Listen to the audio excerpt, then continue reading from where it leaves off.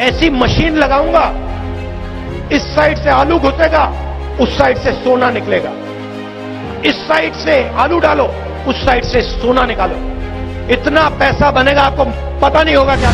ये वर्ड्स नरेंद्र मोदी जी के थे, लेकिन वायरल वीडियो में राहुल गांधी को कोट करके दिखाया गया। हम कभी इतना वाहियात मजाक बोलेंगे, इनका एक वायरल कर दिया, पीछे से आलू आगे से सोना, जबकि पूरा वीडियो देखे हैं। इस साइड से आलू डालो, उस साइड से सोना निकालो। ये हो गया आपका आधा सच, अब देखिए पूरा सच। इस साइड से आलू डालो, उस साइड से सोना निकालो। इतना पैसा बनेगा आपको पता नहीं होगा क्या करना है पैसे का। मेरे शब्द नहीं है, नरेंद्र मोदी जी के शब्द हैं।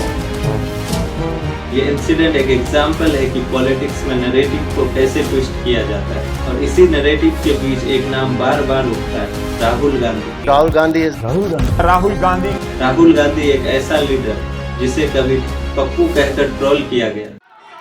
और मेरे अंदर, आपके अंदर मेरे लिए नफरत है, आपके अंदर मेरे लिए गुस्सा है। आपके लिए मैं पप्पू हूँ, आपके लिए मैं अलग अलग गाली दे सकते हो, मगर मेरे अंदर आपके खिलाफ इतना सा भी गुस्सा, इतना सा भी क्रोध, इतनी सी भी नफरत नहीं है। मैं कांग्रेस हूँ और ये सब कांग्रेस हैं। और तभी फ्यूचर ऑफ कांग्रेस बोला गया। Now Rahul Gandhi is by first succeeding his mother Sonia as president of the Congress party. Because within the Congress party itself, we don't see many leaders who could be accepted. So Rahul was the only person around whom the entire party can rally. और कभी hope of opposition बनकर उभरे। Rahul Gandhi's only hope to wrest power lies to ostensibly eject Modi out of power and effect change. लेकिन उनकी कहानी एक simple political journey नहीं है, बल्कि एक स्ट्रगल है, एक लीडर बनने की, एक ऑपोजिशन को जिंदा रखने की।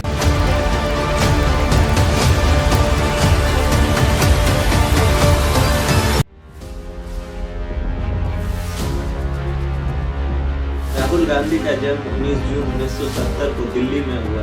वह नेहरू गांधी फैमिली के एक छोटे से लाडले। ये वही फैमिली थी जो इंडिया की पॉलिटिक्स में एक डायनेस्टी बन चुकी। Pandit Jawaharlal Nehru. Grandfather Jawaharlal Nehru was India's first prime minister. Indira Gandhi. बहनों और भाइयों, मैं अपनी आवाज वहाँ भी पहुँचाना चाहती हूँ। Rajiv Gandhi. India is an old country. और अब एक छोटा सा बच्चा, जिसका नाम था राहुल गांधी। राहुल गांधी का बचपन एक तरफ प्रिविलेज से भरा था, पीएम हाउस, सिक्योरिटी, एक वीआईपी एनवायरनमेंट, लेकिन दूसरी तरफ उनका बचपन एक ऐसे घर में गुजर रहा था जहाँ पॉलिटिक्स सिर्फ एक कैरियर नहीं, बल्कि एक वॉर, हर दिन कैमरेज, हर दिन डिस्कशंस और हर दिन एक टेंशन का माहौल। 1980s की शुरुआत में राहुल गांधी की जिंदगी में सबसे बड़ा झटका तब लगा जब 30 अक्टूबर 1984 को उसकी दादी इंदिरा गांधी, जो उस वक्त की प्राइम मिनिस्टर थी, उसके बॉडीगार्ड ने गोलियां मारकर असैसिनेशन कर दिया। उस वक्त राहुल गांधी की उम्र सिर्फ 14 साल की। सोचो, एक छोटा बच्चा स्कूल से घर आता है और टीवी पर देखता है कि पूरा देश शौक में उसकी दादी, जिनकी तस्वीरें स्कूल के बुक्स में होती थी, अब जिंदा नहीं रही। बाद में राहुल गांधी ने एडमिट किया था कि उन्होंने पहली बार उस वक्त फियर को अपनी जिंदगी में महसूस किया था। इंदिरा गांधी के बाद उनके पिता राजीव गांधी प्राइम मिनिस्टर बने। राहुल गांधी ने अपने टीन एज में पॉलिटिक्स को अपने घर के एक रूटीन की तरह देखा। सिक्योरिटी और सीक्रेसी उनके जिंदगी का एक हिस्सा बन गया। स्कूलिंग की बात करें तो राहुल गांधी ने अपनी primary education saint college school Delhi से की, लेकिन इंदिरा गांधी के असैसिनेशन के बाद सिक्योरिटी उनके परिवार के लिए एक प्रायोरिटी बन गई। इस वजह से उनकी स्कूलिंग एक स्यूडोनिम के अंडर हुआ था। राहुल गांधी ने राहुल विंसी के नाम से दिल्ली के सेंट स्टेफन कॉलेज और फिर हार्वर्ड यूनिवर्सिटी में एडमिशन लिया था, लेकिन वहाँ भी सिक्योरिटी रिस्क हाई था, जिसकी वजह से उनकी स्टडीज को शिफ्ट करना पड़ा। उन्होंने फ्लोरिडा के रॉलिंस कॉलेज में एडमिशन लिया, जहां उन्होंने 1994 को बीए इन इंटरनेशनल रिलेशनशिप में ग्रेजुएशन कंप्लीट किया। फिर उसके बाद उन्होंने ट्रिनिटी कॉलेज कैम्ब्रिज से एमफिल इन डेवलपमेंट स्टडीज को कंप्लीट किया। फिर एकेडमिक अचीवमेंट्स के बीच एक और बड़ा ट्रॉमा आया, 21 में 1991 को तमिलनाडु के श्री पेरम्बदूर में राहुल गांधी के पिता और former prime minister Rajiv Gandhi को LTTE के सुसाइड बॉम्बर ने असैसिनेट कर दिया। राहुल गांधी तब सिर्फ 21 साल के थे। एक और बार एक और पर्सनल लॉस, पहले दादी फिर पिता। राहुल गांधी ने बाद में एडमिट किया था कि वायलेंस उनकी लाइफ में एक परमानेंट शैडो बन गई।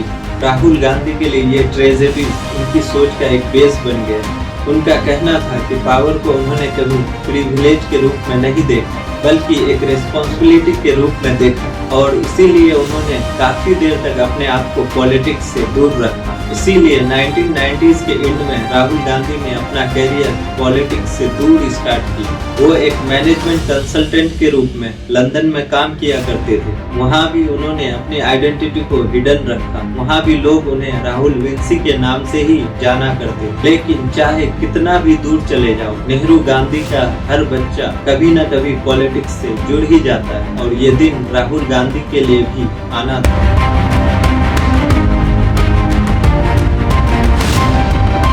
1990s के एंड तक राहुल गांधी पॉलिटिक्स से कॉन्शियसली दूर थे। लंदन में जॉब किया करते थे, अपना एक इंडिपेंडेंट लाइफ जीने की कोशिश कर रहे थे। फिर 2002 में उन्होंने अपनी एक कंसल्टेंसी फर्म स्टार्ट की बैक इन मुंबई, एक टेक्नोलॉजी आउटसोर्सिंग फर्म जिसका नाम था बैकऑप्स सर्विसेज प्राइवेट लिमिटेड। यहाँ राहुल गांधी एक डायरेक्टर के रूप में काम किया करते थे।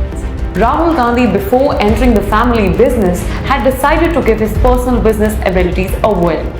In this regard, after gauging the market efficiently, he had entered the fray of BPOs in 2002, which were a booming sector during the early 21st century. His BPO was called Backops Services Private Limited, a New Delhi-based company which had essentially been a call center-like operation, providing engineering detail and structural planning services to large overseas civil engineering firms. लेकिन 2004 में उनकी जिंदगी की direction को बदल। उसी साल India में लोकसभा इलेक्शंस होने वाले थे। कांग्रेस पार्टी उस वक्त लीडरशिप क्राइसिस फेस कर रही थी और सोनिया गांधी पर एक तरह का फॉरेन ओरिजिन का आरोप लग रहा था और पार्टी को एक फ्रेश गांधी फेस की जरूरत थी। तब राहुल गांधी को पहली बार ऑफिशियली पॉलिटिक्स में इंट्रोड्यूस किया गया।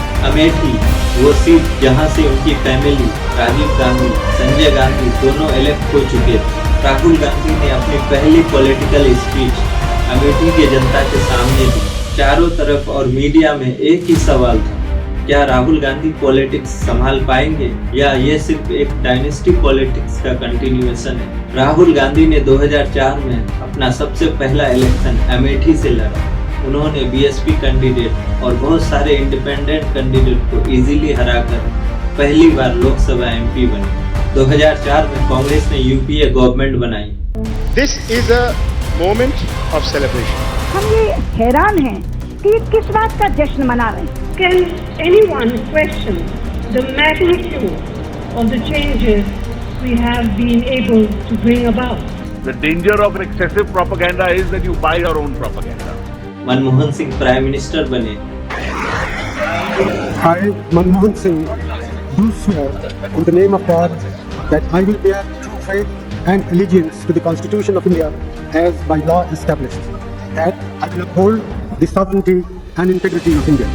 और राहुल गांधी एक नया चेहरा होने की वजह से न्यूज और मीडिया का सेंटर बने। अपनी जीत के बाद राहुल गांधी को कई मिनिस्ट्रीज ऑफर की गई, लेकिन उन्होंने डिक्लाइन कर दिया और उन्होंने क्लियरली कहा, मुझे अभी अपने लोगों के साथ रहना है, ग्रास रूट को समझना है, मिनिस्टर बनना मेरी प्रायोरिटी नहीं है। ये एक अनयूजुअल मूव था। ज्यादातर नए एमपीज पावर और पोजीशन के लिए वेट करते हैं, लेकिन राहुल गांधी ने डेलिबरेटली मिनिस्ट्री से दूरी बनाई। फिर 2007 में राहुल गांधी को कांग्रेस का जनरल सेक्रेटरी बनाया गया। उन्हें यूथ कांग्रेस और NSUI की रिस्पॉन्सिबिलिटी दी गई। तब उन्होंने एक नया एक्सपेरिमेंट शुरू किया, democratisation of youth politics. Rahul Gandhi चाहते थे कि यूथ कांग्रेस के लीडर्स सिर्फ रिकमेंडेशन से नहीं बल्कि इलेक्शंस के थ्रू सेलेक्ट हो। थाउजेंड्स ऑफ स्टूडेंट्स और एक्टिविस्ट इस प्रोसेस के थ्रू पॉलिटिक्स में आए। ये एक साइलेंट रेवोल्यूशन था जो उन्होंने अपनी पार्टी के अंदर शुरू की। 2009 में फिर से राहुल गांधी अमेठी से जीत गए और यूपीए सेकेंड गवर्नमेंट बनी। One by one, 59 ministers of the Manmohan Singh government came and were sworn in by President Pratibha Patil. And hours after the swearing in, news of what portfolio each minister was given broke. Kapil Sibal. Prominent among the cabinet ministers was Kapil Sibal, who was allocated the HRD ministry. Veerappa Moily got the law ministry. Veerbhadra Singh got the steel ministry. Kamal Nath moved from the commerce ministry to the road transport and highways ministry. तब तक राहुल गांधी का image एक youth icon के रूप में बन रहा था। मीडिया उन्हें फ्यूचर पीएम तक कहने लगी थी। लेकिन राहुल गांधी खुद कहा करते थे कि उनकी प्रायोरिटी ऑर्गेनाइजेशन बिल्डिंग है, ना कि सिर्फ कुर्सी। लेकिन पॉलिटिक्स कभी सिंपल नहीं होती है। 2011 के बाद कांग्रेस करप्शन स्कैम से घिर गई। अन्ना हजारे मूवमेंट ने गवर्नमेंट को चैलेंज किया और राहुल गांधी को क्रिटिसाइज किया जाने लगा, क्योंकि उनके पास इन स्कैम्स के आरोपों के खिलाफ कोई भी प्रॉपर जवाब नहीं था। क्योंकि राहुल गांधी के लिए 2004 से 2014 का पीरियड एक लर्निंग फेज था। वह गांव-गांव गए, स्टूडेंट्स के साथ इंटरेक्ट किया और एक ग्रास रूट कनेक्ट बनाने की कोशिश की, और ये सब उनकी पॉलिटिकल जर्नी का सिर्फ एक शुरुआत थी। फिर आया साल 2014। ये वो साल था जहां राहुल गांधी की पॉलिटिकल जर्नी का सबसे बड़ा टेस्ट होने वाला। कांग्रेस लगातार 10 साल से पावर में है। मनमोहन सिंह प्राइम मिनिस्टर थे, लेकिन corruption, 2G scams, scam report at 1.76 lakh crore rupees. Remember, that figure has become the bone of contention. The latest on the fallout of the 2G spectrum controversy and the probe around it. MK continues to back A. Raja. In fact, they passed a resolution saying so at a meeting today. Commonwealth Game scams, corruption, and even the CAG report on the Commonwealth Games as the main issues in the opposition arsenal.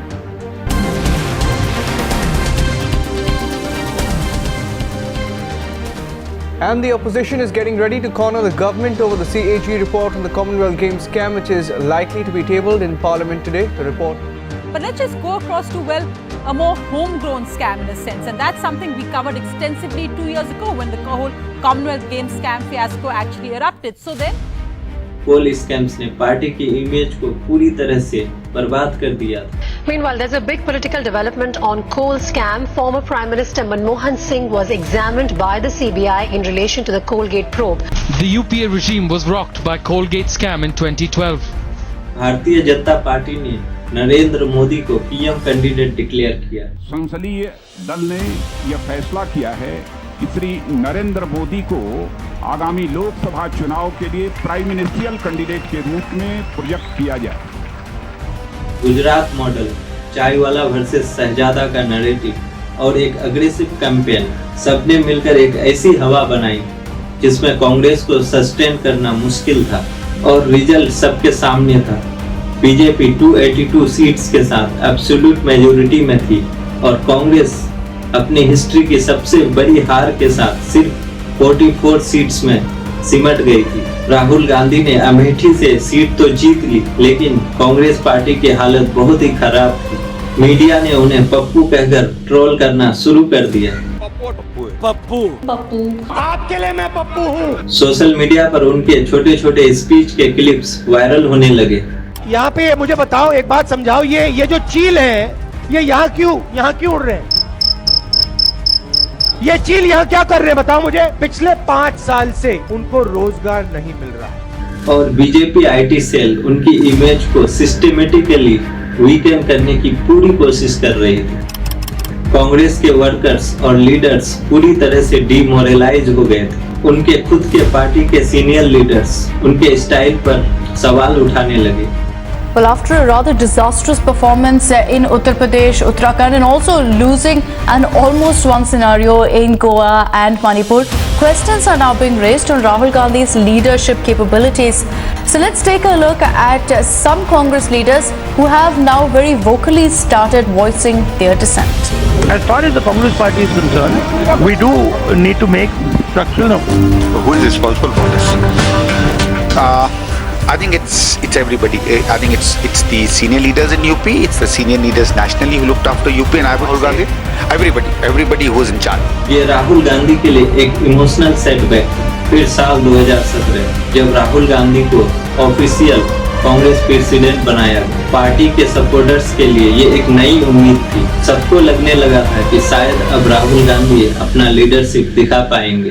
Rahul Gandhi के leadership में कांग्रेस ने राजस्थान, मध्य प्रदेश और छत्तीसगढ़ जैसे states के elections तो जीते, लेकिन साल 2019 में बीजेपी ने फिर से एक जबरदस्त स्ट्रेटेजी के साथ इलेक्शन लड़ी। Nationalism, Pulwama attack, Balakot air strike और एक strong leadership narrative. Rahul Gandhi ने चौकीदार चोर है का स्लोगन दिया। चौकीदार चोर है नारा है, चौकीदार चोर है सच्चाई है और चौकीदार चोर है रियलिटी। मोदी को राफेल डील पर घेरने की कोशिश की। राफेल हवाई जहाज, हमारी यूपीए की डील में हवाई जहाज का दाम 520 करोड़ रुपए प्रति हवाई जहाज। क्या हुआ, किससे बात हुई? प्रधानमंत्री जी फ्रांस गए, वहां पे किसके साथ गए पूरा देश जानता है। जादू से हवाई जहाज का दाम 1600 करोड़ रुपए प्रति हवाई जहाज हो गया।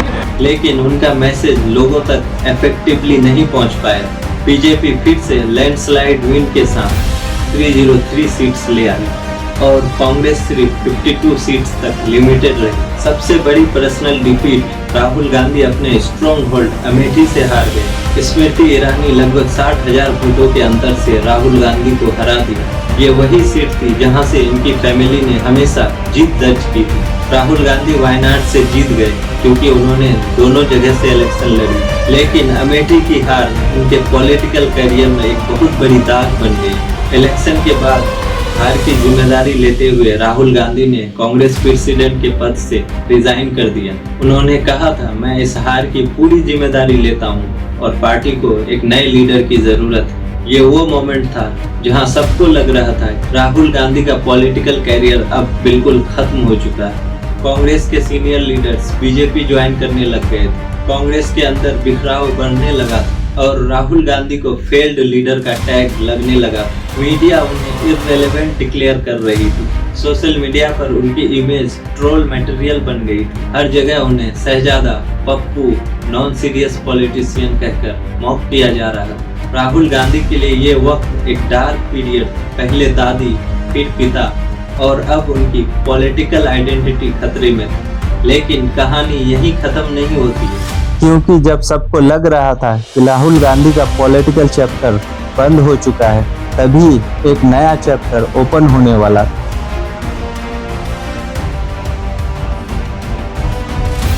साल 2019 के बाद राहुल गांधी एक डिफीटेड लीडर के रूप में देखे जा रहे थे। पार्टी फ्रैक्चर्ड थी, उनकी खुद की क्रेडिबिलिटी लगभग जीरो हो चुकी थी। लेकिन फिर एक ऐसा मूवमेंट शुरू हुआ जिसने राहुल गांधी को दोबारा पॉलिटिक्स में ला खड़ा किया, द फार्मर्स प्रोटेस्ट। –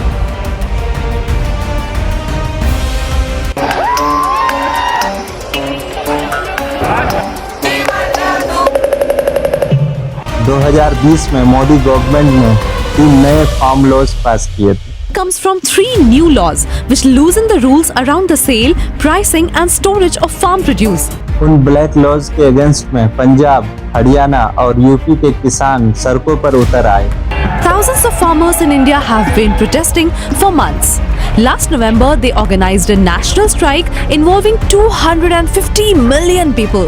दिल्ली के बॉर्डर्स पर लंबी रैली शुरू हो गई। By the government. By November, farmers marched on Delhi and were met with police violence, but they got through. तब राहुल गांधी ने खुद किसानों के साथ कदम से कदम मिलाकर खड़े रहे। उन्होंने किसानों को पार्लियामेंट के अंदर और बाहर दोनों जगह सपोर्ट किया। राहुल गांधी ट्रैक्टर पर बैठकर पार्लियामेंट के बाहर गए, किसानों के साथ ग्राउंड पर बैठे रहे और उनकी बातों को पूरी दुनिया तक पहुंचाई। मीडिया में पहली बार उनकी इमेज एक सीरियस ओपोजिशन वॉइस के रूप में उभरने लगा। आज किसान दिल्ली की ओर चले जा रहे हैं, पैदल जा रहे हैं, उनको रोका जा रहा है, उन पे टीयर गैस चलाई जा रही है, उनको जेल में भरा जा रहा है। और वो क्या कह रहे हैं? सिर्फ ये कह रहे हैं कि हमारी मेहनत का फल हमें मिलना चाहिए। 2021 में जब गवर्नमेंट को फाइनली किसान आंदोलन के प्रेशर में आकर फार्म लॉज को वापस लेने पड़े, यही मांगे हम काफी तरह से डर। मेरे दादाजी वो भी एक किसान है, फार्मर है, मैं एक फार्मर की बेटी हूँ।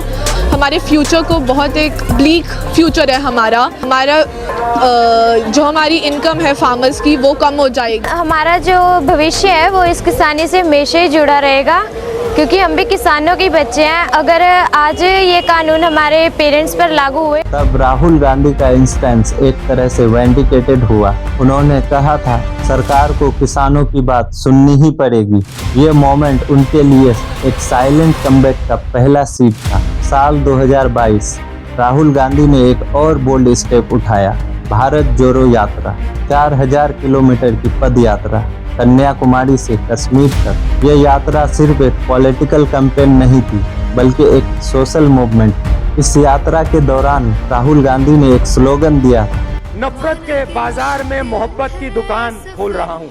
यात्रा के दौरान राहुल गांधी की एक नई इमेज बनी। जो राहुल स्क्रीन पर ऑकवर्ड लग रहे थे, वही राहुल अब सड़कों पर आम लोगों के साथ चल रहे थे।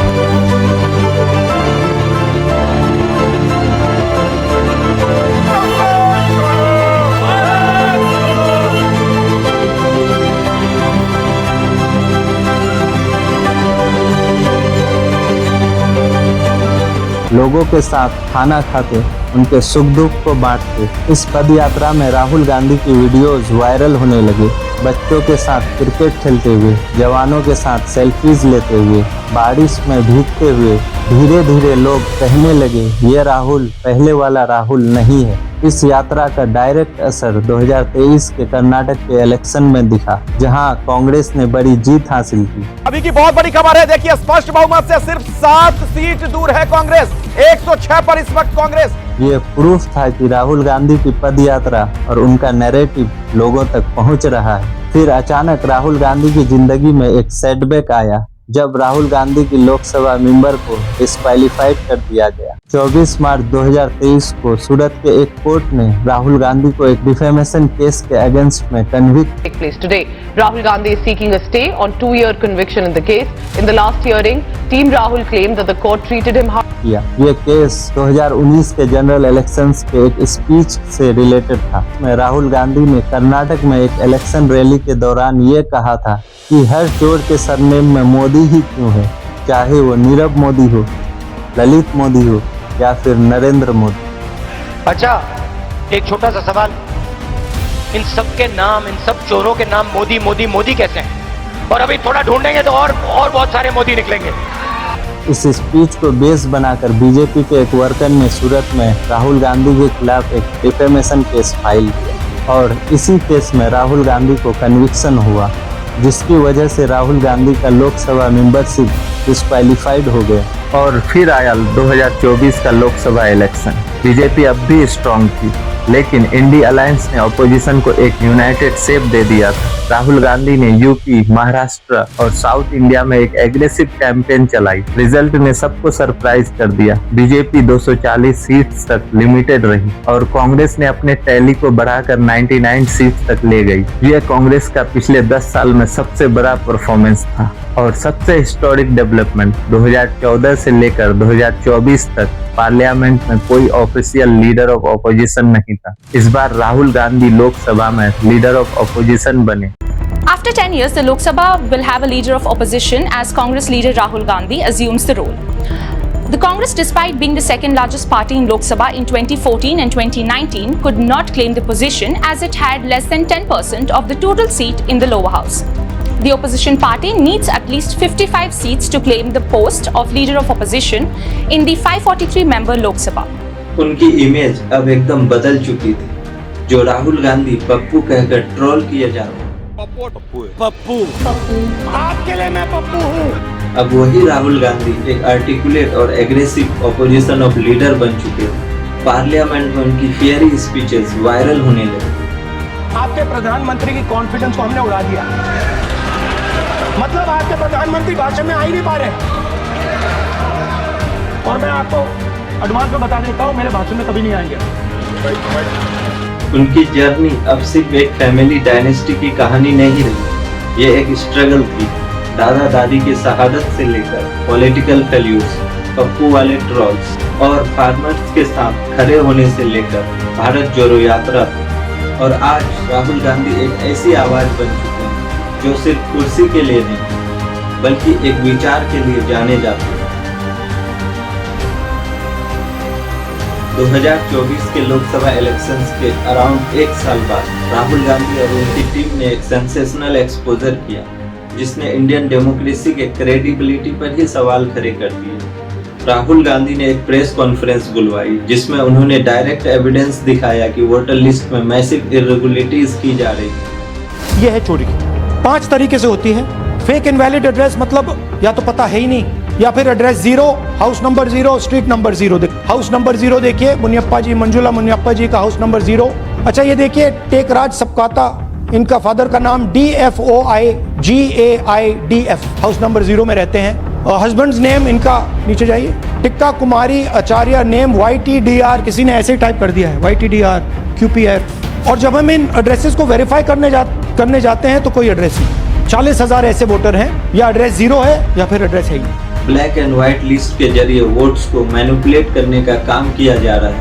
उनका आरोप था कि करोड़ों वोटर्स को या तो डेलिबरेटली हटा दिया गया है या फिर डुप्लीकेट्स क्रिएट करके वोटर रोल्स को डिस्टॉर्ट किया जा रहा है, मतलब एक तरह से सिस्टमेटिक वोट चोरी। इस एक्सपोजर के बाद पार्लियामेंट में हंगामा मच गया। इंडी अलायंस के लीडर्स ने सरकार से सवाल करना शुरू कर दिया और ऑपोजिशन यूनिटी और स्ट्रॉन्ग हो गई। सोशल मीडिया पर हैशटैग वोट चोरी और hashtag democracy under threats trending करने लगी। ये एक हिस्टोरिक मोमेंट था क्योंकि पहली बार राहुल गांधी और उनकी टीम ने डेटा ड्राइवन, फैक्ट बेस्ड तरीके से सरकार को कॉर्नर किया। याद रखिए, नरेंद्र मोदी 25 सीट की मार्जिन से प्रधानमंत्री हैं। एक सीट हमने दिखा दी कि चोरी हुई है। 25 सीट वो 35,000 या कम वोटों से जीते हैं। अगर हमें इलेक्ट्रॉनिक डेटा मिल जाए, हम साबित कर देंगे कि हिंदुस्तान का प्रधानमंत्री चोरी करके प्रधानमंत्री बना है। अब लोगों को लगा कि राहुल गांधी एक इमोशनल स्पीकर नहीं बल्कि एक सीरियस ऑपोजिशन स्ट्रेटेजिस्ट बन चुके हैं। एनालिस्ट कहते हैं कि अगर ये एलिगेशंस प्रूव होता है तो ये 2024 के इलेक्शंस के लेजिटिमेसी पर सवाल खड़ा करेगा। और सबसे बड़ी बात, राहुल गांधी ने अपने आप को एक ऐसे लीडर के रूप में प्रोजेक्ट किया है जो सिर्फ सीट्स जीतने के लिए नहीं बल्कि सिस्टम की सफाई के लिए लड़ रहा है। बीजेपी के लोगों तैयार हो जाओ, हाइड्रोजन बम आ रहा है, तो आ रहा है, और फिर आपको बीजेपी की जो सच्चाई है आप सबको पता लग जाएगा। तो दोस्तों, ये है राहुल गांधी की कहानी, एक ऐसे इंसान की जिसके साथ ट्रेजेडी भी जुड़ी, टॉन्ट्स भी झेले और एक ऐसा डाउनफॉल आया जहां सबको लगने लगा था कि अब राहुल गांधी का चैप्टर क्लोज है।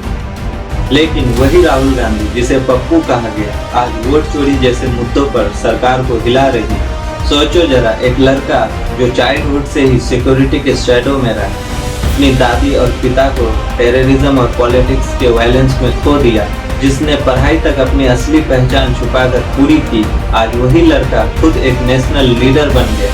राहुल गांधी की जर्नी एक रिमाइंडर है कि पॉलिटिक्स सिर्फ एक पावर का खेल नहीं होता है। कभी कभी पॉलिटिक्स एक सफर होता है जहां इंसान गिरता है, उठता है, दोबारा लड़ता है और फिर नए रूप में सामने आता है। आज लोग राहुल गांधी पर फिर से भरोसा करने लगे। 2024 में उनकी सीट्स डबल हुई। भारत जोड़ो यात्रा ने उनकी इमेज को पूरी तरह से बदल डाला और वोट चोरी एक्सपोजर ने उन्हें एक फाइटर बनाकर खड़ा कर दिया। क्या ये एक सिग्नल है कि 2029 या उसके बाद उनके लिए पीएम की कुर्सी खुली है? ये सवाल ओपन है, लेकिन एक बात क्लियर है कि राहुल गांधी अब वो राहुल गांधी नहीं रही जो पहले हुआ करते। जैसा उन्होंने खुद कहा था, वो राहुल गांधी मर चुका है। आपके दिमाग में जो तस्वीर है, मैंने उसे खत्म कर दिया। राहुल गांधी आपके दिमाग में है, मैंने मार दिया, वो है ही नहीं, मेरे माइंड में है ही नहीं, गया वो गया। जिस व्यक्ति को आप देख रहे हो वो राहुल गांधी नहीं है। तो दोस्तों, आपको क्या लगता है कि क्या राहुल गांधी कभी देश के प्रधानमंत्री बन पाएंगे? क्या उनका कमबैक परमानेंट होगा? अपना जवाब कमेंट्स में जरूर दीजिए। मिलते हैं अगले वीडियो में, तब तक के लिए जय हिंद।